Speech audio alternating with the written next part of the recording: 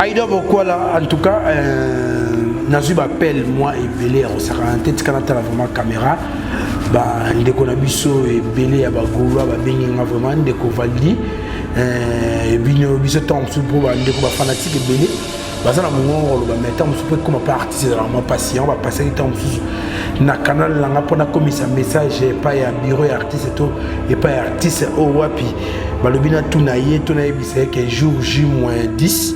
Donc moi il y a août ezali aussi là tout ce a 10 jours à la kaki bango tourner donc ils disent beaucoup sarato beaucoup saraté déjà un artiste au à sa date à sa mois pour qu'il a promis à ses fans tomber dans le stade aux États-Unis pour le mois d'août et que jusque là il est là et à aucun pays en côté. Comprendre que c'est genre de la personne à laquelle il nous a soutenir. Alors il faut aider la personne.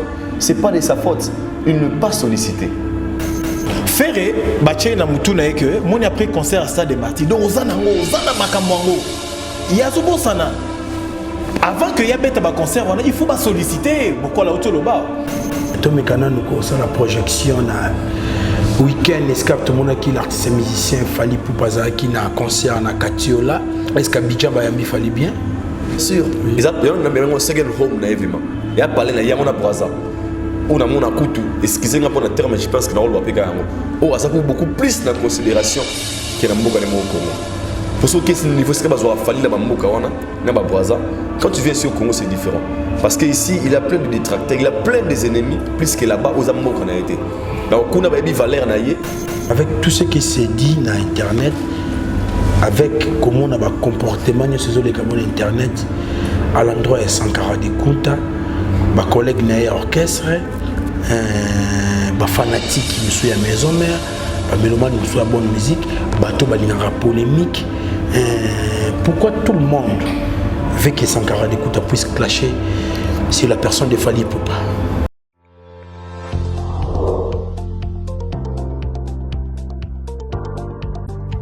Bote na bino nyonso bisika bozali.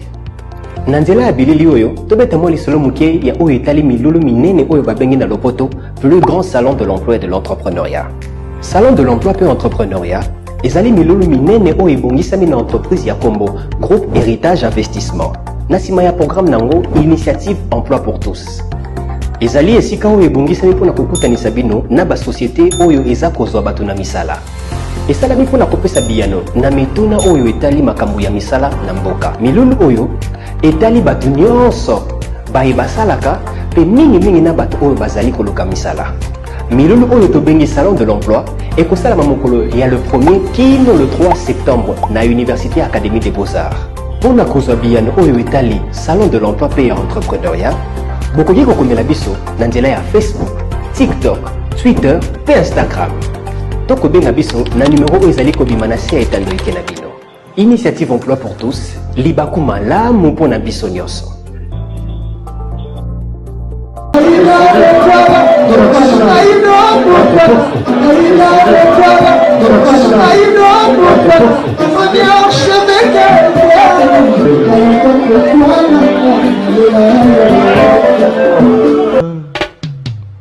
Haïdar Bokwala, le Brésilien Djile Kouyaté.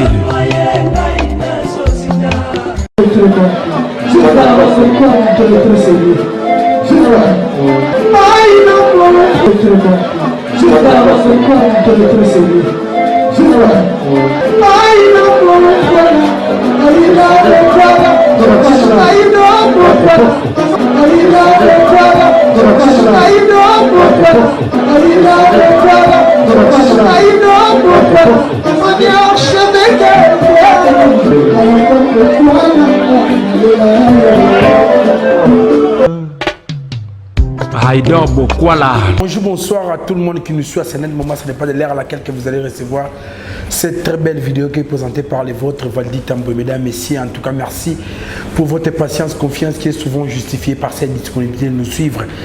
Dans votre vidéo, en la canal la mino et Lelo et Sika, Valdi Tambo officiel, vêtu en sigle. En tout cas, ça l'a qui toko yo sarantende, bozali ko baksamara mikona mikolo en tant que abonné à vraiment na kata canal la mino. Merci na banyo sur la télé kotikangate. Et là, je vois le directeur Blanqui aurait des eaux. Il y a ceux qui sont vacanciers, on a vacanciers locaux, la vacance, c'est-à-dire toujours qu'on continue. Sur le niveau de Kitoko, passer ces journaux qui tournent dans la ville province de Kinshasa. Beta tourne à Vendiba à 8, dans le quartier Matongé, dans la commune de Kalam, en tout cas, au Kozala, des cités dans Flat Hotel, aurait des eaux. On a profité pour l'occasion de saluer. Bon, Maman Lisette, le Kangel, il faut qu'une femme pas comme les autres. Pourquoi pas aimer les PDG, les boss, Djibril Biyake, BHK Business, de Makambo, c'est qui va tout mieux, c'est pas dans Kinshasa. Oh mon père, oui, na kata Kinshasa, so l'ingo tambo na mituka ya Lix. Contacter BHK Business en tout cas aux a décidé. Mituka ya somo, ba jeep, ya kitoko, ata ba limousine en tout cas ezali na kata BHK Business, pa ya Djibril Biyake, limpo séjourner na kata ya Njili, ba Njili nyoso bana chango nyoso en tout cas adresse ya kitoko ezana so contacter ka biso aux amo papa ya Djibril Biyake na BHK Business pour kuna makambo eza ebele les jeunes entrepreneurs na pesio pembote. Merci na Mamati ya Longo, Mamati ya Longo moteme devant na mikolo mukolo côté na yo po yo so lobby et c'est réalisé kaka Mamati ya Longo sponsor officiel la pesio bambote na Yeme papi Pedra Libanga ya Palmira Mulamba mère na pesibino mbote. En tout cas boti kana isabino kele na zabongo na patuma ngwete ndebo senga nga bango dia patuma ngwete na idor bokole kinda kitoko dia patuma ngwete na petit Zach le kinda kitoko dia ya idor bokole na petit Zach le pe kinda kitoko. En tout cas na osala effort na sela rabino semaine e bandi en tout cas poso et la mon abino nyoso bozuli bakoko otala biso et mbala moko na okende tout droit et resaluer be invité na ngana obanda na patuma ngwete. Bonjour. Bonjour Valdi Tamboué. Bonjour Topé, bonsoir. Ça dépend l'heure bande konyoso bazali connecté Topé bakolanda émission sur Valdi Tamboué officiel Veto. Na confiance au bazali ko continuer à kosala na musala kitoko oyo zali kosala maawa et sala que ba abonné ba continuer toujours Kobaksamaye na musala raté toujours pour na cadre kitoko ya tchana disposition na biso ya kozala na ba condition ya kitoko malili le directeur Blanqui Oredezo pour na cadre kitoko oyo a tchana disposition na biso tout ça va pour continuer au sala toujours musala na biso mbote pe na pembe Aïdor Bokola certifié na leli. Merci Patou Mangwete. Aïdor Bokola, bonjour. Bonjour à Valdi Tambo, mon frère. Bonjour à Patou Mangwete. Bonjour abonné tout à Valdi Tambo officiel. Au Badaro Bisso. Les gens là, ils bandé l'émission. Et tout ça, obligé, tout censé, on la protéger et puis soutenir par bateau, la vérité. Moi, je suis en lutte contre les mensonges na Internet. Tout y a la vérité, idéologie, analyse, tout ça très mal compris. Alors à chaque fois, surtout les vérités, on a demeuré encore plus longtemps et c'est un soutien. Soutien, on a attaqué financièrement, mais qu'on s'abonne dans la chaîne où la vérité, oui, on a validé un officiel à Aïdor Media TV. Tant qu'on est belé, tout le monde a courage de repérer un message et penser à travers le monde. On s'est s'abonner massivement et c'est un million de au Monica, comment on a s'abonner. Au s'abonner, on subscribe.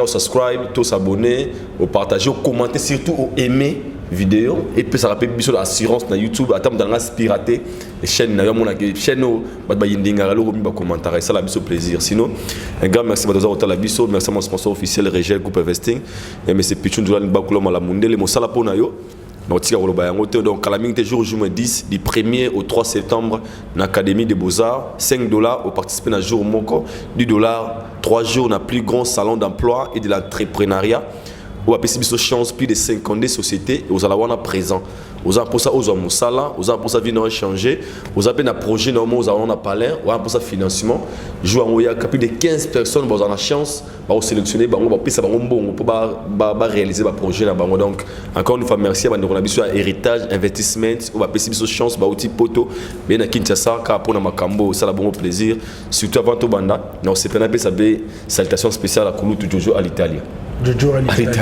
À l'Italie à Calzature. À l'Italie, boutique d'habillement à l'Italie à Calzature, croisement Moshi, Kalembelembe. Donc, chaussures made in Italie, chemise bien et propre.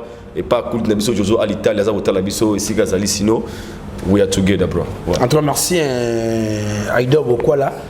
La ligne qui est avant tout, sur les lotos et le Congo Bétran, et surtout les lots, nous sommes comptés parmi les gens assister couvrir et na l'accès bateau préparatif nyonso ya mo bangé événement ko za bongo le 27 juillet na katia stade des martyrs en 2024 au wapi alanga nzembo to moto na nzambe les pasteurs et chantres dédiés Mike Kalambai ya ozana concert kuna tout le monde déjà bande ko nomso manjabu o bazabongo bazala bongo na production ndenge ba meki ko bongsa de makambu presse vraiment ezali wana to meka ko solana bango to bindi mambo ekinde malembe sali ondenge nini na côté pe ya balanga nzembo côté ba donner ba benga musique religieuse moko na bango a redéfendre bon na kata stade des martyrs ko le 27 juillet 2024 mais loko yetikinga makasi pour monsieur Bandi Pena avant makasi c'est une question d'organisation. C'est une question d'organisation et de professionnalisme. Très bien. Anticiper qu'on a un peu. Déjà Valdi dans la vie tu seras toujours après Kixer. Déjà na émission dans comme Kosa on dit aux ala moto liboso ya chantre ba musique on va produire ba chaîne à stade. On a stade on a campagne donc depuis là ça route depuis Jérusalem mokasi non mutabeta ngazalate alors d'autres part ngazoloba tout le monde a une activité mingi salama na musique profonde des comme d'habitude et motive à rapper alors comme on appelle moko ya biso ayembela nzambe alanga nzembo pasteur Mike Kalambai oyo alingi pas alors précurseur na bande ko ya nzela na ye parce que demain on sera fier de voir aussi Matou Samuel de voir frère Patrice de voir Boéboué mais comme lui il a osé et puis atango mokolo bien le 27 juillet 2024 ba préparatif bani lelo pourquoi au moins lelo ko est très bien organisé couleur na pe bonga maraté déjà to bo sanate producteur et makambo tout za madjabo alors madjabo eza maison de production clique professionnel pour bazala wana tout le monde a activité madjabo sala même ba conférence de presse au madjabo organisera tout le monde a couleur na ngondé na Congo té ko na caméra té vous aurez invitation mais bah faisons et puis bah faisons vidéo pe ya solo bah on retourne la question on va rater santé so ba blora bongo na mona ngosko nenge le 27 juillet kozala et surtout le ko na ngozake le choix du prof pasteur Mike Kalambai il a des tubes ala banzembo succès dans le stade on est stade à boringté il y a des stades pour ming de bakasa musique ya nzambe eza foule la kaka papa c'est pour les beaucoup tout pour to letoyer to louer na kombo na Yesu zanze to louer manzambe et to glorifier l'Éternel et ce jour-là na bengi bateau on ne se balingara bonne musique parce que quand on parle de bonne musique ils que bateau tout balingara oreille mais c'est pas la musique à malam d'abord tant que chantre dédié pasteur Mike Kalambai na biso ba auto za la wana mokolo le 27 juillet 2024 toya ko kumisa nzambe longola pasteur Mike Kalambai encore une fois un grand merci na bande ko na biso ya majabu parce que naoki plus de 500 chorégraphes ba oza wana jour on a pasteur Mike Kalambai son amona couleur événement wana on dirait j'ai de la francophonie version concert tout le monde a mokolo wana le 27 donc encore une fois merci à bande ko majabu puis once again bonne chance à pasteur Mike Kalambai et to ko ma histoire ensemble nae to boyeza ko pour monsieur bandika dans 2 jours il y a professionnel habito bande rolobelango déjà bien avant to pe sa bala nzambe no so idée ya ozala na date na mutu pour za droit date le 27 juillet et tika date na mutu batonyo mais sinon je suis souvent impatient ya assister na kati ya concert wana très bien Patou Mangouete hier le pasteur Mike Kalambai ou chantre dédié Azaki devant full monene na kati États-Unis d'Amérique to moni bilili concert wabi a vraiment une interaction entre Moyebi Nankolo na bayo ba qui participer donc muta futi billet na a consommer un colo azali pe mde to mona na musique profane pour les lots mambo comme na c'était ming est-ce que banzembo na yo population yebiango to mona qui on pas kulutu na biso Moyebi Nankolo le pasteur Mike Kalambai ça que on non comment ngana loba toujours le pasteur Mike Kalambai avant tout c'est un artiste musicien. Très bien. Et donc ils ont la connotation d'un par exemple au profane, au religieux, moderne, mais en soi artistiquement c'est un artiste musicien. Très bien. Azana art et azana loko wana lui. So longoli Mike Kalambai ko longoli place azali au memi koto yo. En son attitude, parce qu'il a le professionnalisme en lui d'abord. Et puis, d'abord, je ne pense pas que dans l'album de Bima, tu sens que tu sens que ce gars tu sens qu'il y a qualité sur le plan artistique, sur le plan texte, sur le plan mélodie. Tu sens que Mouto aura préparé. Il y a déjà concert à Bongo déjà, Aza Mouta Batout. ayebi ndeni quoi ya ko porter public parce que c'est un artiste. Très bien. Ayebi que ce à lire toi nango boy so na kena bango boy bozala boy na kena bango boy énormément bango boy bozala boy. Donc il s'adapte facilement et puis comme on a événement muneno ezali na grand na stade de Martyr ya ko bana déjà ba préparatif nango c'est une bonne chose. Stade de Martyr ezelo comme qui était papa. Stade de Martyr et puis ça ka pa na biso les musiciens dans le Stade de France, tu sens quand même le niveau de préparer. Et biso Stade de France, c'est un Stade de Martyrs. Donc pour nous il faut s'attendre sur le plan artistique, il faut étudier milliers parce que ceux qui ont belé sont ils ont la qualité nini. Tout ça ils ont étude mobima. Bon mais quand on a 3 mois pour préparer Stade de Martyrs, on a 6 mois. On a s'attendre à l'échec. Déjà l'initiative, il y a une bande préparative, il y a Stade de Martyr, Lélo Mikolo, il y a Néo et Tozali. C'est vraiment une bonne chose. Et puis, ma job c'est le professionnalisme, ma job c'est la qualité et ma job c'est tout. Il y a le pasteur Mike Alambay, il y a déjà des professionnels, il y a des professionnels. À niveau, je pense que ça sera une bonne chose. Qualité, il y a qui toko déjà. Et puis bananzambe barouya ezaka ate ono bananzambe église nanete muto asepela ba mélodie qui toko ya pasteur Mike Alambay.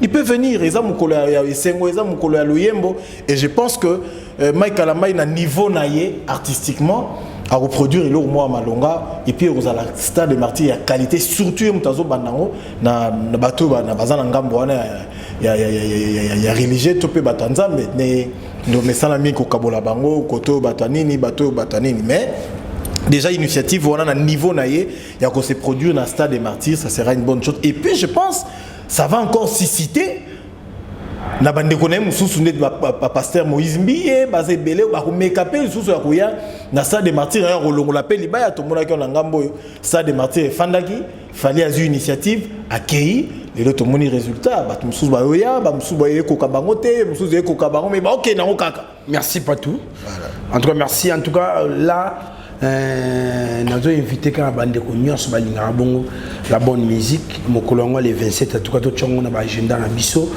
pour tous à la présent vraiment na événement monene au wapi moto na Nzambe le pasteur et chanteur de Dieu Mike Alambay va écrire son histoire pourquoi pas l'histoire paix en ngambo de musique religieuse en tout cas merci tout ce que la carne nuance wana li sur le stade pour na monyo qui est moins similaire na expression tout ça peut car na lisola stade ya Coutu Félix Oazé quoi au wapi tout monde a sala ki bongo sortie médiatique nae avec force et dernière énergie il a vraiment communiqué pour na mayo les kanaki mokolango to ki sika lobby que attend la classe ça la sommation pour pas pesa moi na ba point nae moi na musa à cause de 10 sur 10 na mathématiques à cause de 10 sur 10 na français mais na géographie rose 4 na histoire pas rose attend sous D pour nae azwin na baku nyonso mais sauf cours à plein commentaire à pas tout m'embêter ouais na lobby na landa qui est personnellement c'est Papi Mboma na ta émission ya en fait na comprendre na Félix Oazé quoi d'abord aza artiste oyo qui n'est pas complexé. Tu vois l'élément à Liboso pas Félix Oazé quoi. Oui. Et puis tu sens dans cette émission on dirait Yaki on est maramo tout dans le bac sur Yaki mande au répondre à bango et tu sens lui. Bon, pour moi, quand on est Stade de Martyr, il y a lobby azui no makambe belé sauf examen à plein. Pour y pas lobby, il y a qui te robeta à Stade de Martyr pour na plein. Il y a qui passe à la spectacle. Et puis place où on a se justifier à lobby bah image circuler dans les réseaux sociaux ça ba vraie image té. Bah c'est d'abord mon image bien salé. C'est que fait alors image vous fallait la faire. Ah au montant côté un étiquette on a vu quand on fait le non bah image bien salé. Bon on a image circuler dans les réseaux sociaux. Voilà on va faire à complexité. Bien on le bino pas bête mais on peut dans le collaborateur avec l'homme saute au glisser au couille bon on de l'amour c'est caille et ça on a pris dans ma case na vélo. C'est le but que faire il y a que c'est que et c'est que nga makasa abiote bola na ba vidéo on est circuler na ba réseaux sociaux té eza nango ba vidéo lokuta ba vidéo solo ezali donc c'est-à-dire que pour na Félix Oazé quoi et puis à lobby pour ani to sticker la kaka 10 personnes mo ba beta Stade des Martyrs. Donc pour Félix Oazé quoi il y a qui vraiment ko beta Stade des Martyrs pour ka kontaner na kata histoire wana ba beta stade. Donc on dirait pour na plein pour na yé on se contredit dès que ma vidéo a solo ezali. Voilà ce que comme contradiction. So il y a qui réellement pour la plainte, pour la yo, il y a qui bête musique na yo, on se pèle sa fanatique na yo. Et puis un moment, na yo qui vient à lobby a qui 130 000 billets vendus. Mais billet na yango ba 666. Bah vraiment dans la vie na zoki matin mais faire attaper la touche mon côté à dans la comédie à la touche mon côté à moi on sait que ça va alors voilà l'irmal a pu faire bien à 130 000 billets si quand on a bêté nous on a 130 000 billets mais batbazaki tende na kata stade après la soka bioté batbazoki ba billet na ye car parmi les artistes et puis na staff na bazoki ba billet au filet. Donc, pour Félix Oiseau, quand on a qui n'a pas billet, mais sauf que le gens va saboter a utilisé un croc à jambe. Voilà, va saboter des concerts na esprit que pour que a échoué. Mais pour lui, a échoué à quitter, a bêta concert na a l'attaque bilamba na pour la kagi batuke, a lata bilamba muto lata bilamba na ozalate. Et pour lui, ils a challenge oyo a réussir pour batunyo sur babet na stade de Martyr pour Félix Oiseau quoi, mutalati ko le kaye azate. Bilamba on a non lata maté. Mais pour Félix Oiseau quoi, c'est une bonne chose parce que stade de Martyr on a ko batutu. Mais côté il y a plein de V à BTT à ça de côté. Mais côté quand même sur le plan artistique à potana naie à salaki chorégraphie naie zaki makasi et puis à l'attaque bilamba oya imagina qui oya linga qui alata bon courage naie mais ils a la réalité à stade de Martyr. C'est bon pas tout mangouté.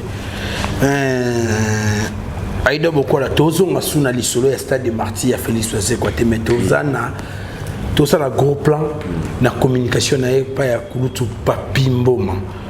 Otala qui est? Oh bien sûr. Il y a une émission. Et ça, on a canissé Faloba après concert. Il y a un concert à l'Oba. Alors, il y a expliqué pourquoi le concert ça les plaintait. C'était ça la justification. Moi, le concert, tout est bêtement. Le seul artiste à bêta concert après ça dans les cas autre chose, c'était Fali. Automatiquement, les barreaux, c'est pourquoi ça l'a boyé. Nous sommes merci pour la boyé. Donc, chacun d'eux, parce que pour moi, je pense que. Et ça, la moto, bateau, bêti concert pour côté dans l'histoire. Et ça, la moto, bêti concert pour à la ça va être bêta. Et ça, la moto, bêti concert pour remplir car directive. C'est ça qui fait la différence de concert tout où est bêta dans Congo. Alors Félix Oiseau quoi, il a réussi. Paris n'est pas moto parce qu'il savait qu'il y a un mais il savait que à haute ça va être bêta stade. Peu importe, quelle que soit une mauvaise communication, bon, le plus important c'est parler en mal ou bien, il suffit que aujourd'hui, on parle de vie dans l'analyse lélo parce que c'est ça qui m'a fait. On a vu pour tout le stade de réussir. Et tant qu'on a la télévision, ce que l'on a sur ma vie, pas la vérité. Non, mais il y a une génération parce que toi, moi, vrai. Ce qui serait à Kala, la mission, tu as vu esquisse. Pour la même les chroniqueurs protéger des artistes. Pour Bakouyate. Au moni, Talabo, il va salir les cales. Mon père me disait il ne faut pas voir les démons partout. Il y a des choses qu'on a pour ça en magie. Je ne vois pas la personne qui a bien mis 550 000 puis à Tumba pour faire un salata, un quart de la population. Le vieux savait déjà qu'il y a des difficultés. Mais la qui est tellement trop. C'est-à-dire que tu as bêtement. Et baptême belé, grand événement le 28, ouvert clôture. Qu'ils ont personne de père Walesa et Félix Oiseau quoi. Déjà elle est comme trop. En fait côtoyer trop. Et qui sous goûter pour n'en faire pour ça.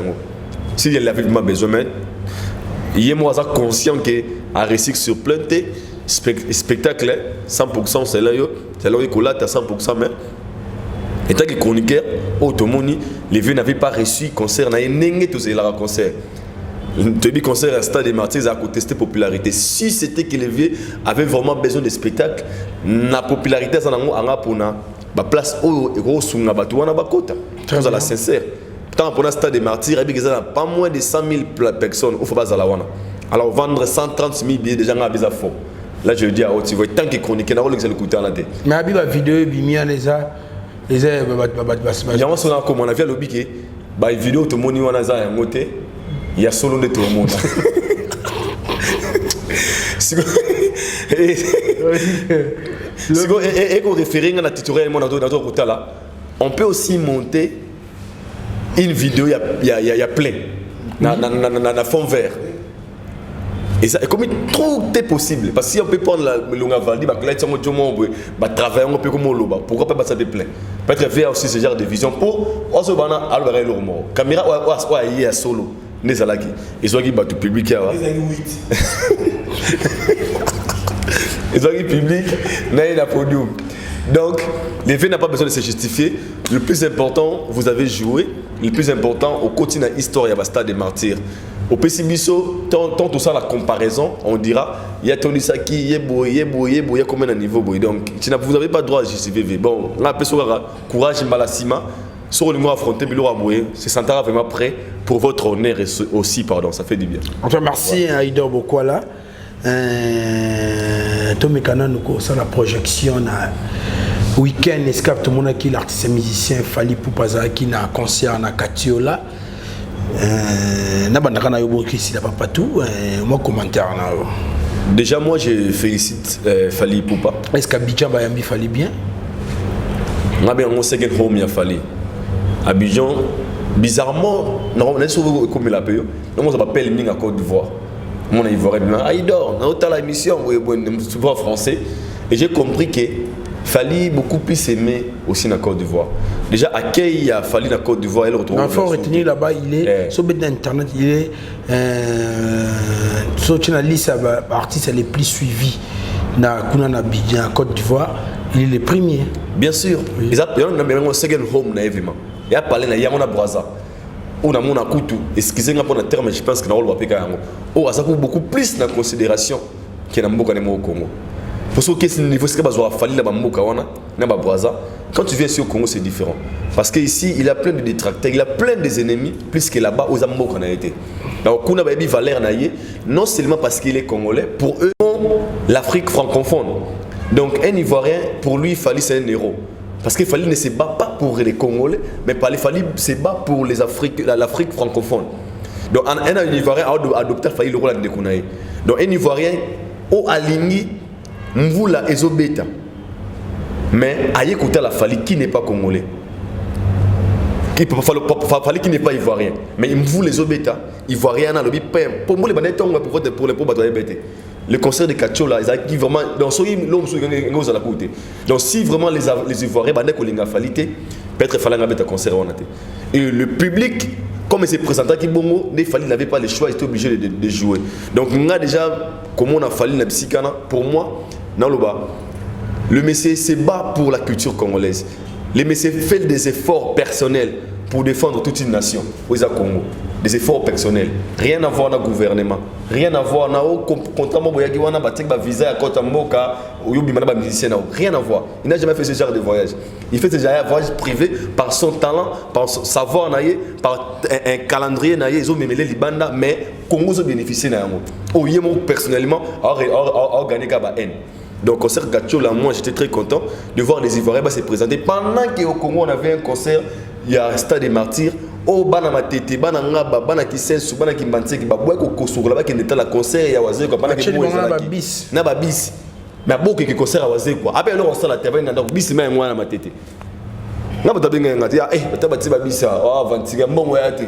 To mato mataka ba 10 000 yate. Ah tu dis wazé quoi 10 000 pas qui concert là. Mais un Ivoirien animi na c'est en vous là, aïe. Beaucoup de TikTok, beaucoup de stars ivoiriennes, ou TikTok comment ils ont posté. Mais tu verras quand tu viens ici, mauvaise communication, il y a des gens très mal intentionnés pour nuire l'image d'une personne oiseau valorisé dans un musicien ou il y a des Congo innocent. Donc le stade de Katiola, il y a des Fally pour que Côte d'Ivoire aura parlé. J'ai vu des images, on a vu des Ivoiriens monter sur scène pour interpréter des chansons en lingala de Fally Ipupa. Les Ivoiriens qui ne sont pas des Congolais, qui sont des Ivoiriens, juste pour vous montrer que votre musique est traversée comme la Tina Bissot. Tout le monde s'accapare nango. Donc Fally Toromatato Yemba. Donc j'étais très content de Fally parce que après tout ce qui s'est passé, lui nous avait dit une chose, Abi focus silence. donc focus ils ont en anglais la concentration ça cause la objectif n'est le sala silence c'est que le mingi mais ko sala ne siga maloba et lui je pense qu'il nous a donné déjà de dates et a bandi pe yango Tolo Bélan a bandi pe yango o lelo no mo na stade kacholanga na ba image o na moni na ba soux on a ébi le concert est à réussite totale avant le concert l'artiste a été honoré de venir inaugurer avec Katariba. Non, Pablo Wanzo mona mona mutoyo ndenge baningam se bazoe ah bazoe bongote. Donc les considérations le respect qu'il a na batu mususu ah on a mbokane baza bongote. Donc pour nanga concert gacho les aki super bien. Na on continue ba ndenge ba détecteur ba kina mambangwa. Oui. Malgré les images oh le ba on ngabi misango pour na bato bazala basala ba recherche parce que ngana mona na concert il y a Masamba Débat pendant que le musicien qui ça la balance dans 9 heures ne molline dans cette publication lobby pour la concert à Fali Piaka. L'intention et l'idée de ces messieurs ils aranini de nuire. Alors on nuire car on nuire Falité. On nuire Falité, on nuire toute une génération on va décourager pendant que il fallait ça le modèle na bango. Pourtant tout là c'est ma positif, il a fallu pas bateau na mis sur bateau. Et là la chef moi qui m'a dit que négo di Maria baki ah fallait pas avec pas V quadre le pas comment ma disque le certifié ah c'est faut tara molende à bosser dire maintenant là ça mouton là qu'il fallait on ça fort ça est le roté qui a encore ça est le roté jeune moi n'a pas encore décourager talent me faut comme un peu recevoir pas mon ah fallait que tu comme à bunda mais à ça la te bon biso alors pour nanga c'est que au basa sincère envers eux au basa investigation na soux fallait pour pas a très bien joué concert naie Isaki récite, je dirais, total, parce que jouer dans Moka Bapaya, dans les conditions situées à Bamvoula, au réussir le bateau d'Abaya, au PCB spectacle digne, il y a un niveau, c'est à produire, et qui n'est pas du tout facile, pardon, parce que ce n'est pas donné à tous les artistes, tout le monde a un résultat. Il y a des musiciens qui ont vie la réalité, à BTPT, parce que le public a présenté, moi, le monsieur a fait ce qu'il devait faire. Donc moi, étant que Congolais, étant que chroniqueur musical, je suis fier de lui. Et c'est une obligation pour nous, tous les chroniqueurs musicaux. Tant que à la télévision, tant que à Masola Fali, et là, il faut tout à l'icolo, ils ont un respect. Parce que le respect, ça va motiver nos artistes. Nous souvent on rappelle courage, ah, au Vandiboué, au Bétista des Martyrs, ok, Masamba Débat, Kachola. Donc, moins d'une année, 4 stades. Ça n'a jamais existé depuis l'existence de la musique congolaise. Je pèse mes mots peut-être dans mes ça. Depuis tout. Donc, pendant de 2020 à 2021 à 2023, aucun artiste, musicien francophone et africain, a sali concert à 4 stades dans un mois. Dans moins d'une année. À vérifier. Ça peut être dans mes ça. Merci Aïda. Donc, pour moi, bonne chance et félicitations à l'artiste parce qu'il le fait valablement. Oui. Merci. Pas tout le monde était sous la pluie, les Ivoiriens. C'est présenté dans le stade Kachola pour honorer leur culture et la musique. Il y a Muto Balinga, Kito Balinga, Royo Kamingi. Et c'est là que nous sommes en tant que Congolais. Non, mais en tant que Congolais, il faut être fier. Et au moins, artistes et musiciens congolais, ils ont une considération énorme dans les bandes de la République démocratique du Congo. Aïdor a tout le bélo très important. Na échangera mingina Abbas.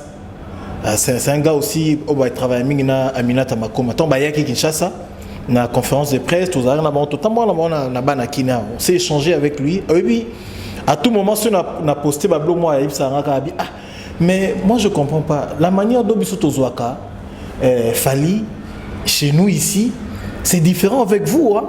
Apparemment bino mo boye ba valeur na été tout se change tout se grafo na yi on photo ça là tout ça là tout patient en revit tout qui est la Bible pour tout justifiant les locaux baloba que nul n'est prophète ce soir.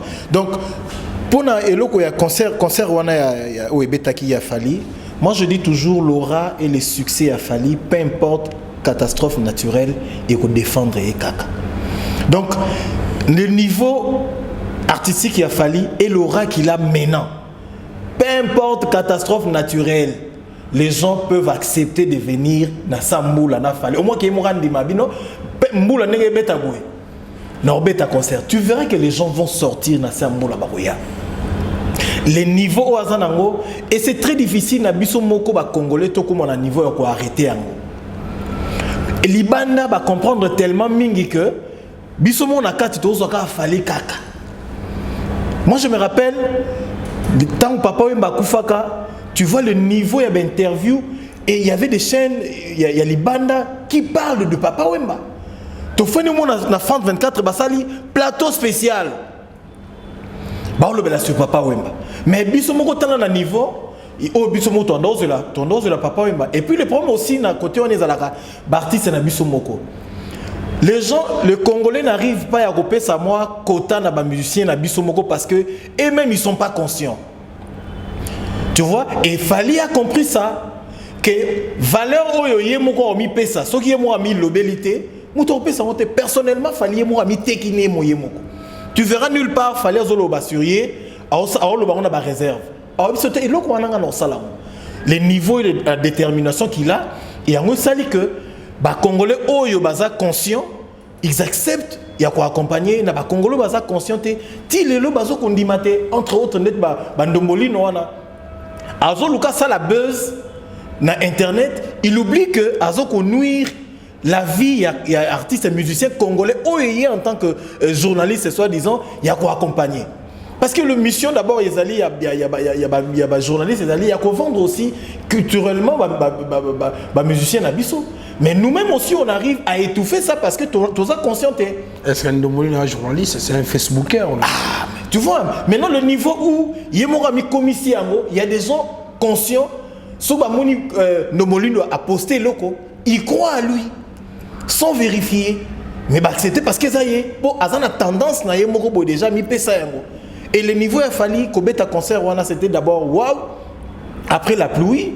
Bato baye belé ba sokoli na sambula ba bongami baye la qualité à concert wana et il y avait l'ambiance na concert na podium tu vois que l'artiste s'échange avec na ivoirien ba mati bokola otolo bango ba bazo yemba ba chanson ya Fali ya lingala même tout son tout ivoirien wana ba baolo ba nzembo wana même si ya bien monté mais mélodie niveau balinga Fali niveau va considérer qu'à Fali na Côte d'Ivoire et c'est énorme. Il y a on a déjà école où il y a la première dame, il y a Côte d'Ivoire, l'artiste musicien congolais, bah il battu la première pour couper riban. C'est le niveau non? C'est le niveau. Pour une première dame il y a Côte d'Ivoire a toujours aïe na mboka na biso ba musicien bazali. Ba musicien bazali au pays bazana. Avant d'aller plus loin, non, bango déjà na mboka na bango musicien. Bango na mboka na bango. Les coups les coups, tout le monde les coups. Des Bordeaux. Mais de Bordeaux c'est les Capois parce que les fallait à libana ndeti ya Kinshasa que beta concert kuna tchengo montant élevé au de Bordeaux et moso a tchengo kuna ba oyate. Même la presse vendait là en haut. Ba fandela ba sala ba débat de l'artiste oui. Ba sala ba débat. Les premiers alliés bango mo artiste na bango baza conscienté. Baza na talent. Mais conscience des athées. De Bordeaux depuis nani a Koufa. Lelo banze monini yo nani de Bordeaux sala o lelo ça succès. Merci Patou na wana zaka na micro. Mais tout moni malgré que ba mission officielle te poste officielle faut ba comment et j'allais kabou na kata mutu kana ambiance na monto moni artiste ache un terre kultu na biso et dibadi ata maman na bodu kana pesi ba mbote mbalamo andotanga sali une énumération ya bisika ko beta mikolo nyonso donc déjà eza bon annonce ya calendrier ou artiste a dévoilé na public to na ba fan nae et ça que on est donc ya liboso ki na kachola wana donc via Virgile les Ali donc et au Kenya non et ça les gars grand bien parce que derrière ça, il y a un message. Donc, c'est-à-dire que tout outil des gens dans Marambo est belé. Donc, le seul musicien congolais qui a été Stade des Martyrs a été dans les médias pour se justifier. C'est Fali. Et donc, c'est-à-dire que après la francophonie, après la Ngoumo, il faut jouer, non? Il faut jouer. Il faut bêta. Il faut bêta. Il faut prouver de quoi tu es capable. Il faut maintenant la collab Sabatou. On n'était pas seulement à ça, au fait. En dehors, il y a ça, il y a ça. Et maintenant, en dehors, il y a francophonie, en dehors, il y a ouverture, en dehors, il y a ça, il y a débat, débat, continuer. On voit que les artistes et les musiciens, bango, la majorité, les prestats qui n'ont eu à francophonie, personne n'a s'afficher en termes, il y a calendrier. Il est le seul où il y a Betty. On a mon équipe, on a fait un concert à Outi. Donc, c'est-à-dire que bateau, moto à Outi, c'est pour vous dire que na Outi, on a Betaki. Maintenant, je suis ici. Après kaka oyo naza le sous na oyo après logo na oyo naza sous le logo oyo c'est et ça challenge non merci ça challenge Aïda Bokwala en tout cas nazu appelle moi et Belé au saranté tikana tala vraiment caméra ba ndeko na biso et Belé ya ba golo ba benginga vraiment ndeko valdi et bino biso temps pour ba ndeko ba fanatique et Belé baza na mongongo lo ba mettre on peut comme pas artiste vraiment patient on va passer le temps na canal langa pona komisa message pas ya bureau ya artiste to et pas ya artiste au wapi ba lobina tunaye bisa que jour J-10 donc moi ya août ezali ko si là tout cas na 10 jours à la ki bango tournée américaine au wapi ba ko matina Canada baza na posa ba yeba mo précision. Les questions, tout le monde a rapporté à la télévision et c'est sans polémique. Mais artiste à bomba miwapi. Déjà, merci pour la question. Je pense que très bien. Je pense qu'on va un peu réfléchir. Tout fond la moelle au moins. Déjà moi quand j'avais vu ma publication là, mon amour de la nation c'était parce qu'il n'y avait pas de date. Les gens qui une manière de banabatouguer, une façon de banabatouguer, des abongos, tu as bien un concert à Miné Nezali, la date de la place aux États-Unis Nezali, mais au Bango, on a la confirmation dans le côté. Parce que je pense que tu as moins d'expérience dans le rôle au Bango. Avant le concert, il y a l'artiste des États-Unis, tu as dit réalité, ce qui s'est passé. Au moment tu as dit qu'est-ce qui s'est passé pour nous là, qui s'est fait à stade de Marty. Et ça va, il faut qu'il ait interpellé les fanatiques. Na bureau et artiste. Il y a des choses, beaucoup de choses à faire. Aux appuis bien artiste. Tout le monde est pour notre ligne. Tout le monde est pour notre songaï. Mais la stratégie de payer, c'est parce qu'on n'a pas les droits. Il faut moi payer. Moi, l'idéologie, on a payé. Je n'ai pas le droit de donner mes stratégies, pas Batouga, vous n'allez pas Maraboue, vous avez vraiment salé la mot pour bénéficier de l'autre. Donc, quand on a ébiqué, tout le monde a les cas. Il y a des gens qui disent beaucoup Sarato. Tout beaucoup s'est raté. Déjà un artiste a ta date, a ta mois pour qu'il a promis à ses fans de tomber dans le stade aux États-Unis pour le mois d'août. Et que jusque là il est là et à aucun pays en côté. À cause de justifier pété. Et bien fan de mon avis pour la banque le côté, il manque de respect. Il manque de respect. Il faut comprendre que c'est genre de la personne à laquelle il nous a soutenir. Alors il faut aider la personne. C'est pas de sa faute. Il ne pas solliciter. C'est pas de sa faute. L'artiste n'est pas sollicité. Donc avant d'aller même jouer aux États-Unis, vous avez un bon produit, mais tu vas ces produits où? Et tout producteur en a besoin de retour. Si aujourd'hui, je mets qui que ce soit en défi, on va avoir la fanatique et la mission. Le moutou toi les gars ont retour, il y a bon on a yé. Alors qu'il ne commissaient pas mouton ont retour. Celui qui est vendable. Vendable. Si aujourd'hui on vient ici au Congo, même pas moins producteur, même vous qui nous suivez, même les connaisseurs à Nambongabi, il y a n'importe quelle mission au Congo. À ta fois on a mission X, l'autre bosso bana bien fallu. Vous voyez pourquoi? Parce que qui retourne à Moïse. Alors ces artistes là, le problème est qu'ils ne sont pas sollicités au niveau de l'extérieur, dans le Liban et en Boka. C'est pas de leur faute, c'est parce que bah côté trotté. On peut aller jouer aux États-Unis, c'est bien sûr. Tu vas aller jouer où? Et parce que nous tous tenus bah image, tout le monde aura le concert passé. Au précédent, pendant autour les Japon artistes, au à Bétara stade aux États-Unis, on a vu des réalités. Est-ce que le producteur en question a bénéficié? Et maintenant, imaginez si c'était la même personne au Alinga Esquois. Pensez-vous qu'il aura ce courage de revenir sur Moutana Yaha? Donc, question manque. Donc, pour nous, il y a des gens au bas de sa date pour impressionner. On peut pas te dire, besoin d'autres qui la baisse, il doit aller calendrier et là la rater. Kola bako c'est la mukolo na R ma kamboute. So bi to kuta na jeudi, dans l'autre lundi, mardi, mercredi, jeudi. Donc pour nous donc allez-y comprendre, c'est pas de la faute, il y a carence, il y a tant que sollicitation sur la mingité et l'artiste a peine à choisir pour donner un peu l'image à ses fans qui est au Simba. Et dans tout ça, tu verras, justification est zalaté. Donc, n'est pas tout bien au la Moussimba Bato. Parce qu'il y a États-Unis qui sont Oui. Donc, cela veut dire que, comprenez, le jour où l'artiste va comme après, il y aura des choses comme automatiques. Avant le calendrier, mais j'ai tellement de choses à parler pour des stratégies, mais pour me réserver et pour ne pas trop. Tu peux avoir avantage, une idéologie, c'est ça la pratiquer, mettre en moins un jour et aller bien. Donc, qui est qui? Qui est qui? Donc, la vie, position. Le plus important, c'est d'abord d'accepter la position et si vous allez. Donc, vous comprendre que Afrique d'ici, il y a pour tout. Afrique d'ici, c'est pas vraiment Afrique d'ici, mais il y a pour tout. Paris à Paris, États-Unis à États-Unis. Donc, sur les McDonald's, il y a Jobo, il y a Yovi, au Léon, on a Champs-Élysées. Il y a McDonald's.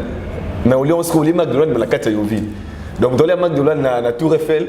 On a McDonald's, mais la carte Tour Eiffel. L'endroit. Et Kaboula, niveau, il y a McDonald's, il y a Awa, il y a McDonald's à Kuna. Donc, par là, je voulais dire que secte, tout le monde peut être danger dans le coin moroboué. Mais à un certain niveau, pour qu'on très sollicité, ça demande aussi du travail. Ça demande aussi le niveau. Alors, moi, étant qu'on est déjà sur le niveau international, l'artiste est down. Le niveau international. Ok, c'est pas facile que Azala trop sollicité dans le niveau libanais. Donc, ce dont il y a un calendrier, tout le monde a expiré.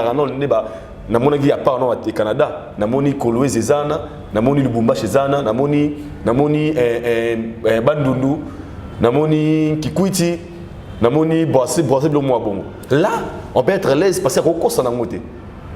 Tebi que Kolwezi awa kaitsenega bazu babi ataima roko ça autoproduction. Mais les États-Unis, qui est cette producteur qui peut miser son argent, investir mon puis de 100 000 balles pour qu'il gagne quoi en retour? Avec quel tube? Est-ce que l'artiste a mise en jour? Question mark. Tu peux avoir le succès dans le base sur le terrain, mais l'écoute, ils vont suivre quoi? Comme spectacle.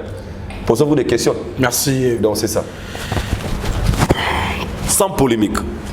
Fatou Mangwe, tes jours, je me dis, Bagoula, Bazo Benganga, trop au Sakanate. Babina Tuna Papa Hervé à Rokoma mon colonine. Pour Balabi, 2 minutes avant la mort, c'est toujours la vie. Il minute, Tamwe, oyebi déjà ngana iloko na mona yon déjà ba jeu. Ba date oyo ba tchena kata calendrier wana. Le jour ba postaki nini calendrier wana, ezaki pe date à concert moko. Bo vérifier en bien bo mona. Jour ka ba sala publication ya calendrier. Ezaki ba entre le 8, concert moi le 8 août. Concert moi le 8 août, bango déjà ba publier calendrier le 9 ou le 10. Donc c'est-à-dire que concert moi au Canada da ba betité. Ouais déjà fat news. Faire égol à la kabatu, la kaba gaulois au bazali banda mboka ba concert rebelle. Au-il lo à se justifier de beaucoup là lo. Il manque de respect pour un professionnel.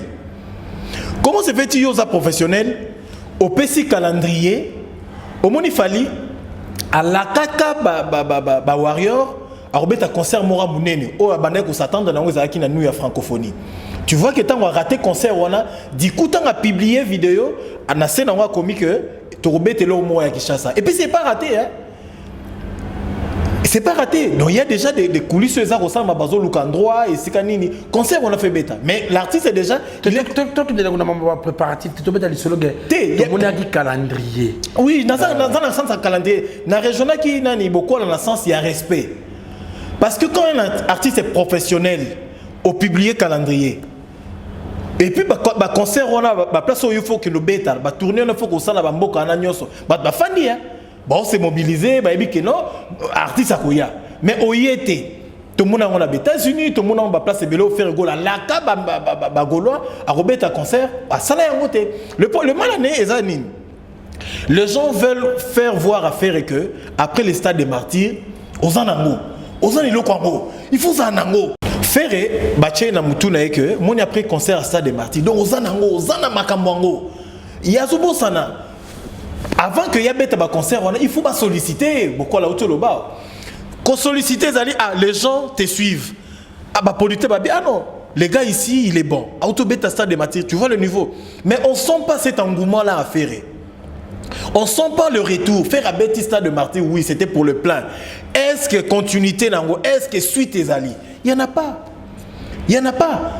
Et les gens veulent quoi à faire et que au seconde nous avons Lamouki. Bon, nous avons musicien Lamouki a 48 ans. Au combien 48 ans, bah monsieur Lamouki. Bon, depuis longtemps les Aguiwa. Donc tous ces temps là faire rigolo, comme il a 48 ans d'âge. À ceux qui n'ont plus de 10 ans de carrière. Si c'est maintenant qu'ils veulent croire à faire rigolo au Lamouki. Attends, monsieur va Lamouki na 50 ans boya. Donc j'ai passé toute ma vie, na oye ba place à Obandate, ba tout le monde na sombelo mona ki mukolo ba bien au Lamouki. Lui aussi veut être là en fait. À tout le monde là-bas. Mais ça, moi, mon bal, il soit confité, c'est mais les gens ne peuvent pas te faire croire en tant qu'artiste et musicien. Au sali plus de 10 ans de carrière, tu as 48 ans d'âge. Bah, et toi, il dit aussi quoi, Lamouki, parce qu'au Bétis Stade de Martyr, faire rigolo à Beta Zénith de Paris, non? À Lamouki raté. Mais 13 ans et absence, n'a un ami qui est poteau, tout le bakaka, tout ça, les mathématiques bien. Mais à Lamouki. Kolamga Ferregola s'est dit à quoi? Parce qu'à Bétista de Martyr, non. Ferregola lui-même n'est pas conscient de ce qu'il veut. Non, tu le bélo moko. Le jour que Ferregola a un talent, Ferregola est artiste et musicien, il y a un danger. Mais il n'est pas conscient de lui-même. Moussala moutou moutapé sa rango valeur ezali moutou ye moko.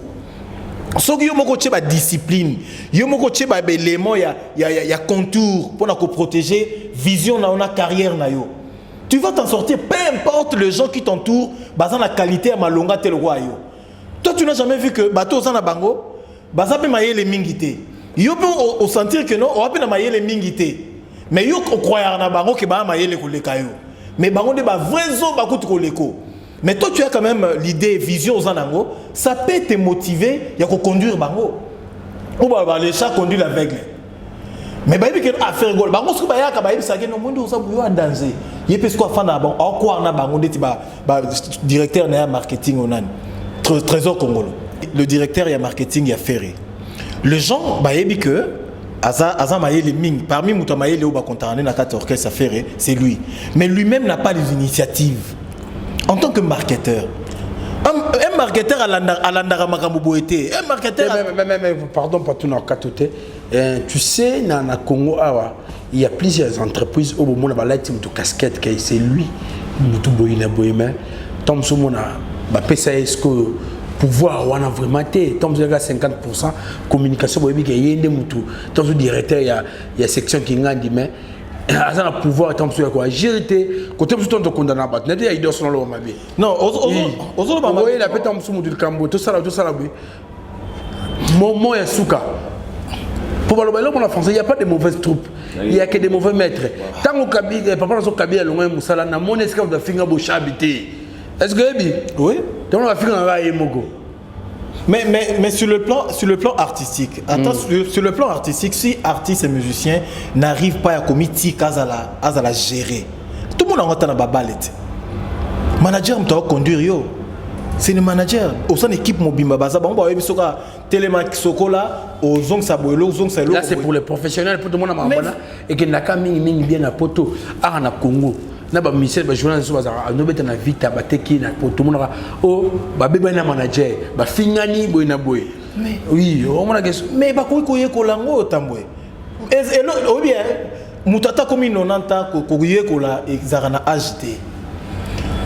Tu ko copier le bien non? Tu ko copier le bien. Le premier Zali a fait Azala sincère vis-à-vis de lui. Asa m'a bloqué pour prouver aux gens que non monia après awana tala siko place na komi. C'est ridicule. Et puis, la crédibilité.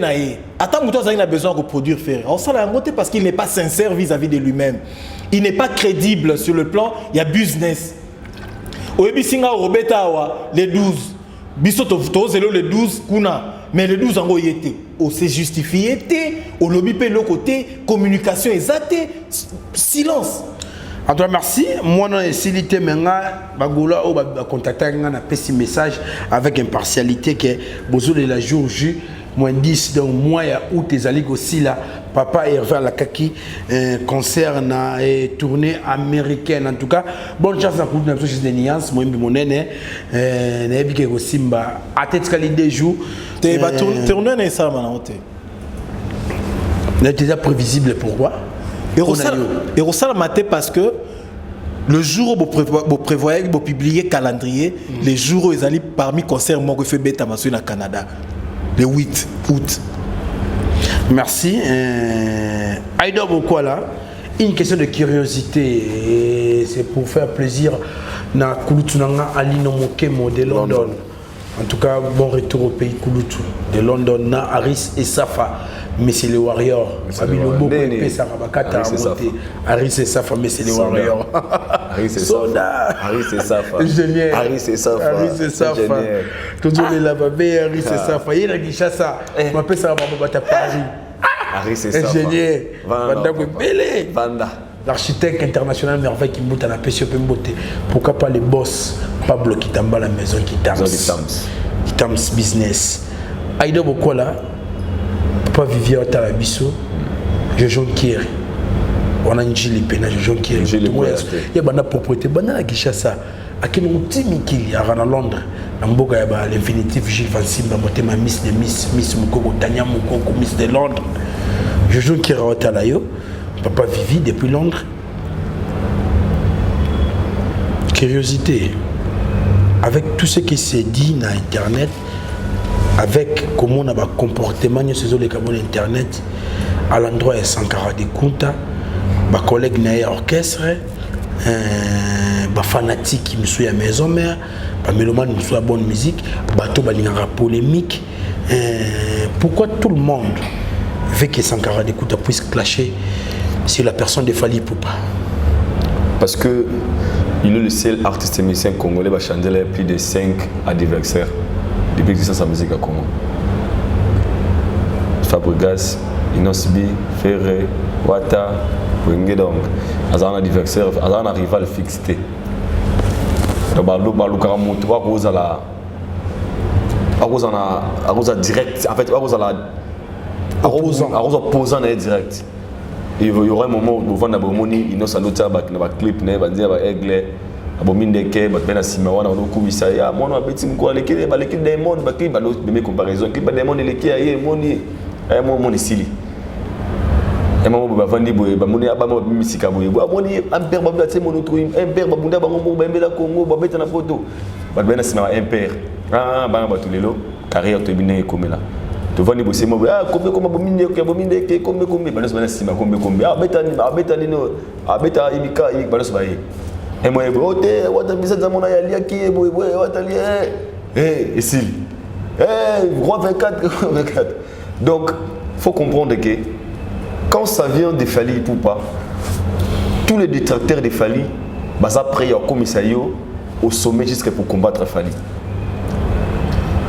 na PC challenge lelo auto linga sala succès lobby na mission les gars TV banana avec tellement on va s'il fallait ça le roté ba débat on sala boye j'ai moi ta cravate bien sauvé je sais je sais petit Gauthier petit na lelo lelo mona gena nyango drink ah mystique et puis on tombe dans ce que tu n'as bloqué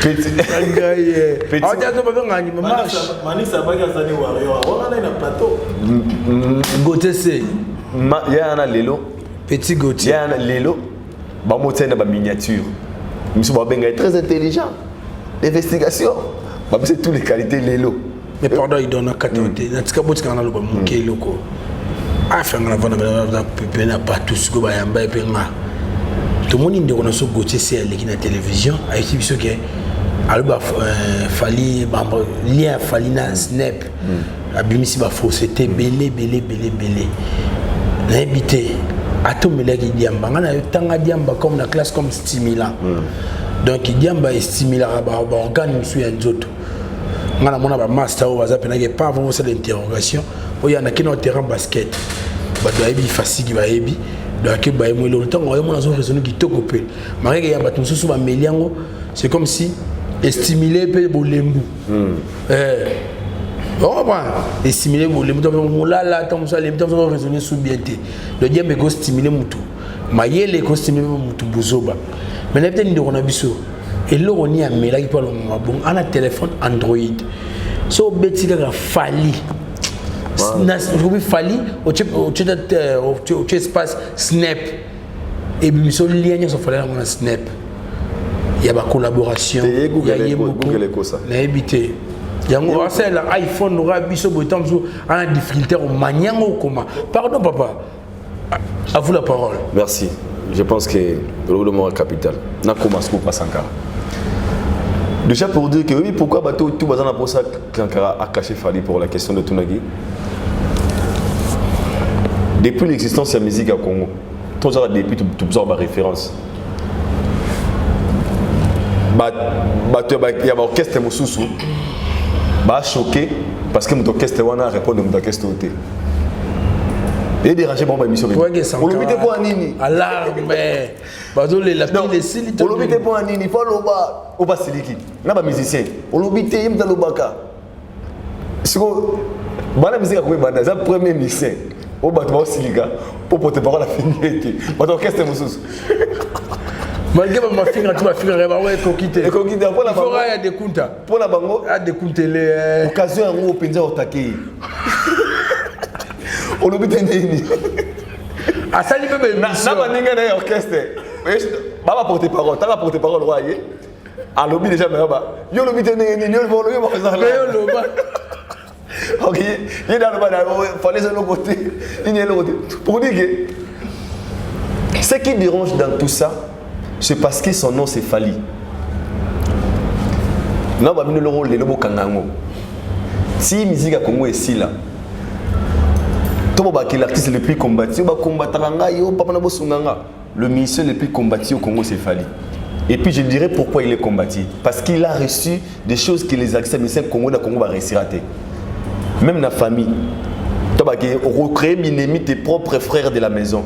Ton famille, moi, on a un lien. Tu as un lien familial. Une famille est balle à rater. Qui famille est balle à rater. Ou à balle à rater. Comment vous avez tout dans la famille. Et comme automatique, tout le monde est pas si. Tout à bout, on a beaucoup de beauté. Tout va s'aller au moins parce que lien en famille, ils réunir bien. Tout le monde a les koufi. Donc, ils sont dans la famille. Alors, comment ça le roi dans la famille, musique à Congo. Et il fallait que le roi jeune moi, film à balle dans la famille balle à rater. So, nous, comment Zana. Non, tata moi si wana robot tati pour robot la nene parce que ne ba bakanga bino la famille ba tsabino kuna na se anzete. Il faut se poser la question, il y a bimi na kati bino la ndenge ni. Et puis tout le monde sur baluka sogi et le retour bombisa yo, yango mona ba il y a d'autres morts, il y a d'autres malédictions. Famille faut fongola non nzela ba accepter après yo. Ah donc tout celui qui va attaquer Fali. Aïe ba question na nzela Congo ba fongola maboko ba attaquer Fali. Attends étranger. Attends étranger. Par vie coutu babu. Petit mot lemba le roi donne barabara kama barabara pour vie avant le roté barabara terrible goûter na ba moi vie wana pour vie comment na ye te comment barabara barabara vie tout ngani toke na lelo inter barabara pour vie barabara pour vie tout ngani ataki comme rebo tika na vanta bangwana rebo aleki na baboni na Facebook. Rebo aleki na ba followers na Instagram, rebo aleki na followers na TikTok, 27 jours aleki na abonné na comment na YouTube. Ah ça j'aime ta. Oui mais na nela ke bravi. Bravi na lego bela sisi. Petit mot sur bravi. Ana le rodé mais loin ayemi na ouverture. Yo famille bazan lelo ne ba fongola nzela pour ndokia zwao. Petit tu vois là comme c'est pas danger na Congo. Oh, son nom c'est quoi? Ya mon be commune taik. Maman après être à ça dans mal à l'aise au saranaté. Taik. Maman, fais de moi pour nous. Il ne fait pas pour moi. Maman après faire tout voilà Albasco. Fais que de bruit pour les légendes. Valu pouvoir. Au moins qu'il me doit c'est où là. Pour avoir un le côté. Mais le coup la caca, pour eux, la meilleure façon de une personne qui veut attaquer Fali, bah font la porte. Donc on a tous les détracteurs, bah il y a Sima ya bateau, on n'a pas passé Fox. Imaginez les gens, le coup il y a fait. N'a pas de découvrir dans la maison mais bah nani. il se pleure parce que Sankara a dit qu'on répondrait Falité. Sauf qu'on zongi na bout la cima. Fali a fait quoi chez Weranson entre nous? Tous on a alarme. Oh Sankara alarme, oh l'élite, ba fingi Fali, ba fingi Vetsone. Qui est cette personne au hasard Mouta Fali a fini Vetsone? Entre nous, tout faut en parenthèse. Bon, on va attendre à mine comme Alexis. Alexis ne travaille pas chez Fali Poupa. Pour votre information, tout le monde le sait. Alexis fait des analyses comme tout le monde. Combien de fois ces gens viennent clasher Weranson, le roi de la forêt à la télé? Moi, j'ai suivi une émission après la publication de Vincent pour avoir concert il y a fait les 24. Nous avons live, la vidéo. Yo, avant, nous avons giro gota la télé. Parce que c'est Léo, Azan Moutouya, il y a les moutous. Alors pourquoi si moi hier la vidéo de Fadendo nan ata kusima mobutu ya bankoi koiwe o ba publier ba cérémonie comment on a les choses Piroger donc ba go finga wera moko la publication maramba ba ya ni ba pêcher Piroger atela ko benga Sankarate na fe na ba kwiti nani yeso kutena ba en tout cas Attends, le monde me qui a bien vocabulaire katikati comme il n'a pas pris les princes. Na mona mutu monta ya hotel mais na Sankara ke bata faire ba finga pour na ngibina bateau mo ba bateau ba sala ka ba faire ba yebani mbara o tapo mukolo ngata mo vexa ba ngope comment fait tu na kopeta mukolo moko na mukolo petit na et puis il y a des vidéos réaction oui il y a des vidéos. Moi je vous pose des questions. Les gens qui ont besoin que Sankara aille à la télé pour finir Fali, tout alarmer le Bachir Fali. Fali a fait quoi à Sankara? Tout le monde sait que Masta, Baboui, Babou, tout le monde bon. Qu'est-ce que Fali a fait et pas Sankara? Tout par Vincent ou Sankara a attaqué Fali. Entre nous, tous un peu conscients. Peu importe, Bolinga Moutouté bien sûr. Et au besoin de stimuler Sankara, oh t'es alarme, il faut l'oba, fallait ça. Et tout, sauf qu'au final, Sankara il devrait parler quoi chez Fali Poupa? Entre nous, c'est le plan artistique. Pour choquer Fali Lelo.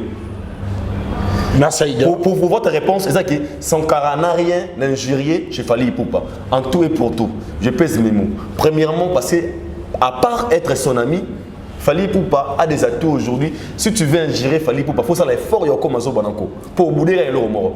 À l'omba, ou ça la totine. Et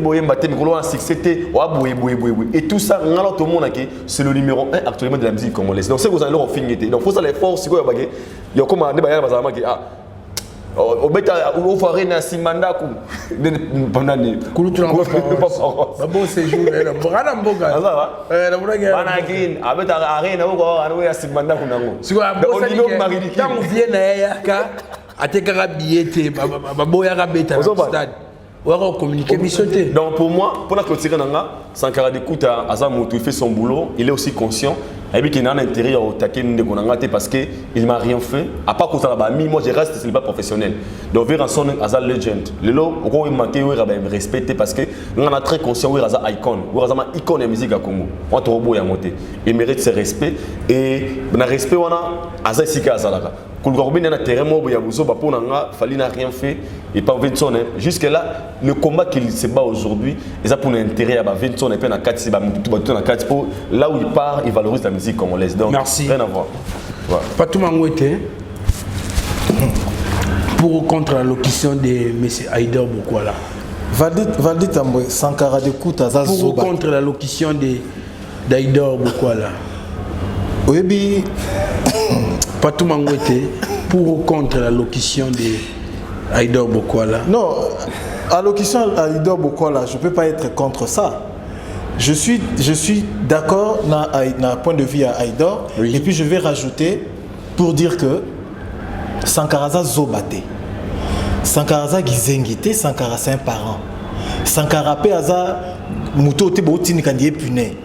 Quand Sankara Dekuta défendait Weranson à un niveau où Okondi Mate. Batouazaki, non? Bando traité Sankara Dekuta de tout. Pour que Ngai na comme un niveau, Yako Finga. Sankara comme un niveau Yako Finga Ferre et Yako Finga pardon Fali. Il faut qu'il y ait des raisons où ils ont prouvé que Sankara Dekuta a confié avec Fali. Et qu'est-ce qui justifie la réaction, il y a Sankara, il y a Kofinga Fali. Et on s'est justifié sur une. Et le premier Zaka, il y a le Messi a bêta à Barcelone, à Longwa comme à Paris Saint-Germain. Si comme Paris Saint-Germain, bazo bêta match na Barcelone. Si comme le Messi a yebi Barcelone bien, bâti le point élément à Liboso, au joueur au fois humilié équipe. Mais combien de niveau bon Mima Sankara d'écoute? Bon Mima Sankara d'écoute a la conflit avec Fali sur base de quoi? Sur base de quoi? Sankara Koko t'en a besoin battre. Et puis bateau nyonso wana nyonso bof. Le bina mona avant-hier na moi pire genre c'est un kumbongo na veni matonga. Ah c'est un sombe bien. Te moko sunga yana. Te na go sungete. Po yemo omoni yo sala ana me pas docteur Marmo. Na lobia yo sala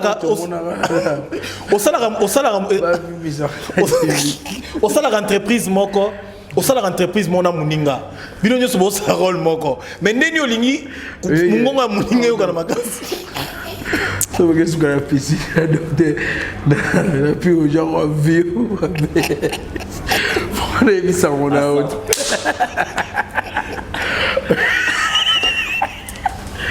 ah ça ah c'est pas d'abord so que yo qui à 100. On minimise ça, on fait souvenir. Ma kilecton docteur Marmot, il est sexologue de la République, Kouloutou. Mon boss, en tout cas, bonne chance dans la carrière au pulmonie politique. Et ça, la paix plutôt qu'on a s'arrêter.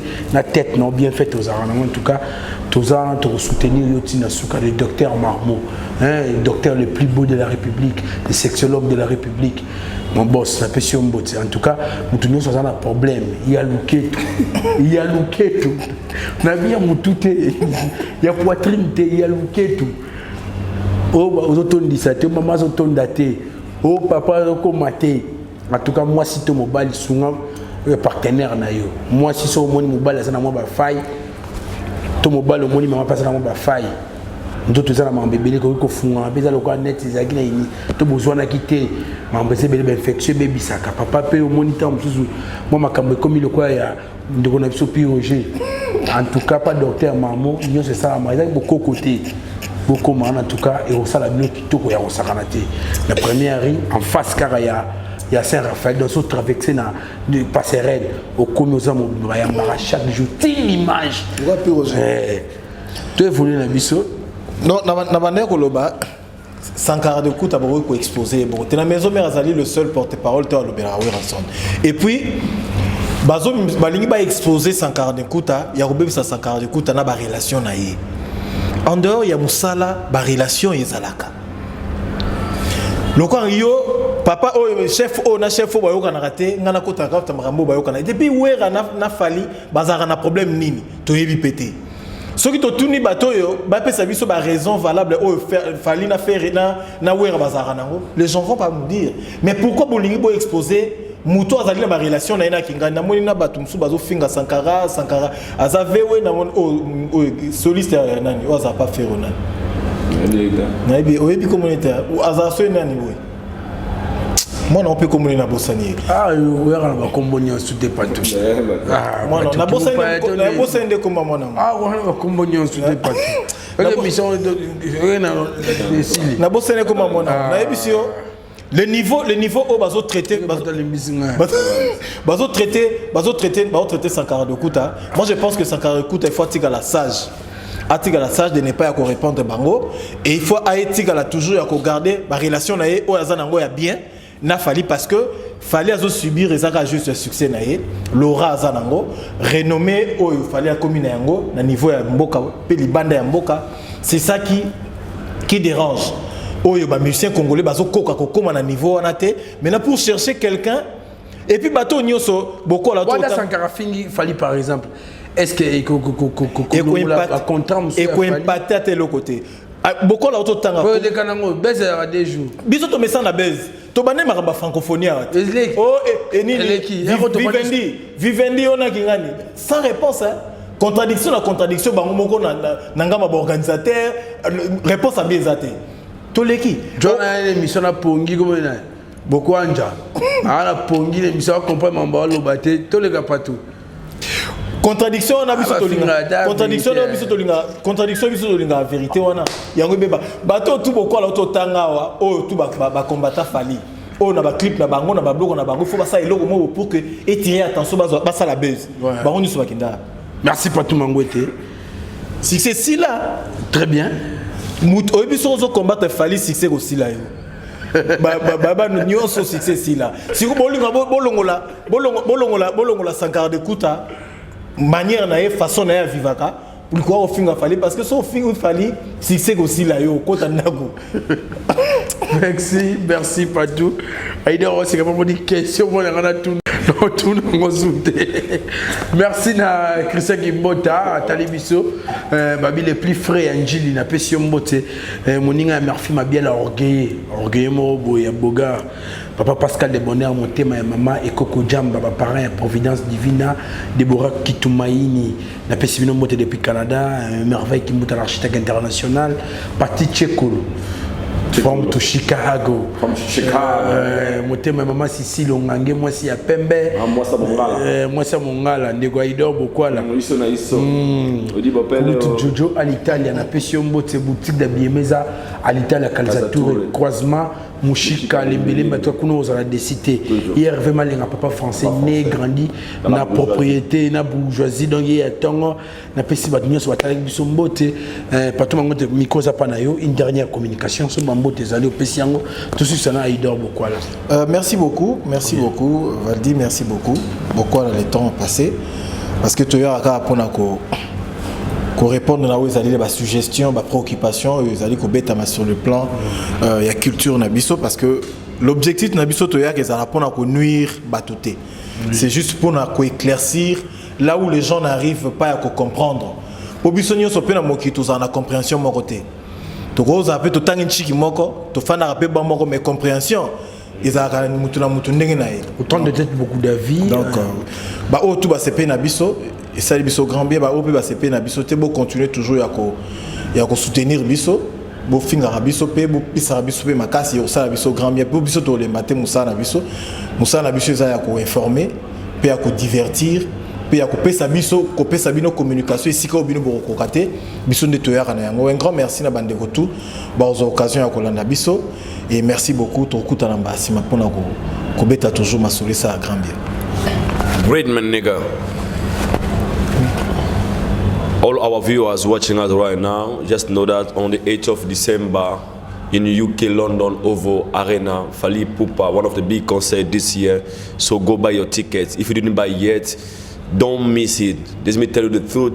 Fally is one of the goats in Africa. Fally is one of the best artists in Africa. So on the 8th of December in the UK, Ovo Arena, Wembley. Yeah.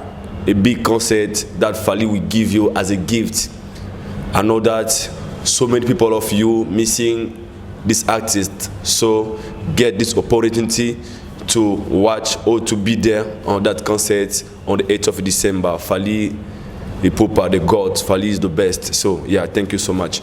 Bato Talibiso, je vous aime beaucoup. Toujours nous avons la réalité, à la rappel surprise. Tant tu as la télévision, tu as le bagage à solo. Naébike, tu auras des fois très mal compris par la compréhension des autres. Au bazoar biso, bakota la intention, ba penser na bango pona biso. Le plus important c'est de dire la vérité. Aux générations bo solo, tant tu auras toi pour finir mutu, tu auras pour le bara la vérité.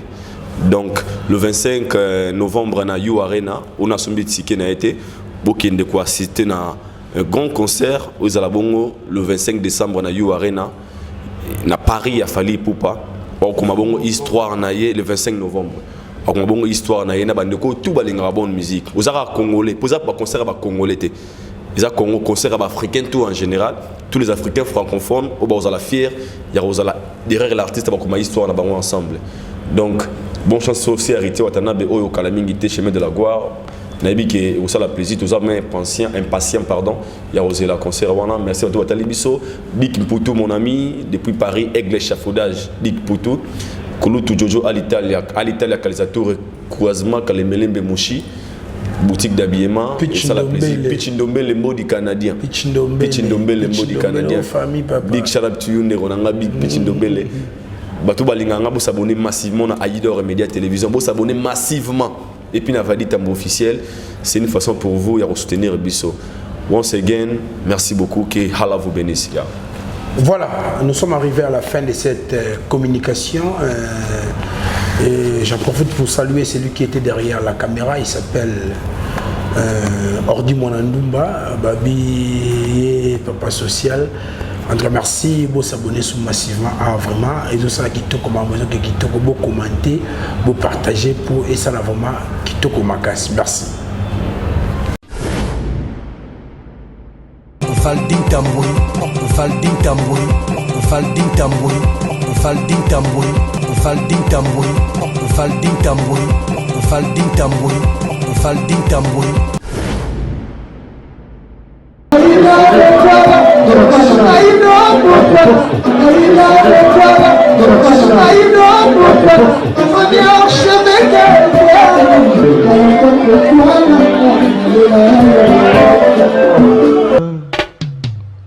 Haïdor Bokwala, le Brésilien Gile Kouyaté.